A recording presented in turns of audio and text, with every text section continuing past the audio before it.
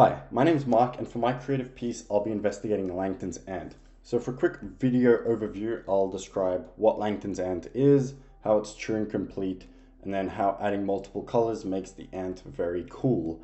I'm also going to end the video in a montage of different ants. I've got 8 variations of ants that do all sorts of cool things, but I'll describe that when I get closer to that. So, what is Langton's Ant? Langton's Ant is a form of a 2D universal Turing machine. It has a few simple rules.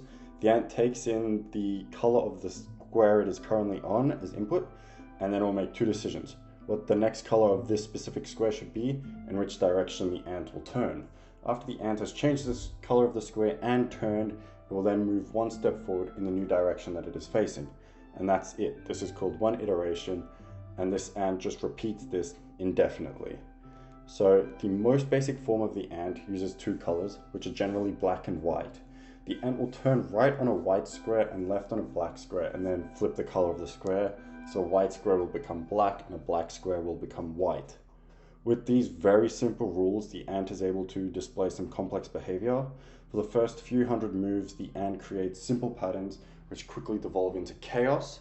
I use that word kind of sparingly because it technically would probably still be a pattern, but it just looks very chaotic. And this is just where a large irregular pattern is created. After roughly 10,000 steps, the ant creates a highway, which is a pattern that recurs every 104 steps. Now, highways are created by multiple variations of ants, so by adding different states, the ants can create very cool highways. Not all ants create them, and highways aren't always perpetual. Like the most basic form of the ant, once the highway is started, it just goes on forever. I'll quickly show you, while I describe the computational universality of the ant, a small demo of the ant doing its first 1,000 steps. You can see roughly how the ant works. So, in 2000, a man named Gajardo and a few others showed that a specific instruction calculates any Boolean circuit using the trajectory of a single instance of the ant. This means that you could theoretically create any Turing machine using the trajectory of the ant for computation.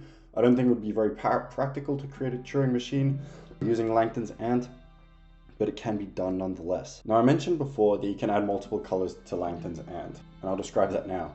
So by adding multiple colors to Langton's Ant, you can create more complex behavior.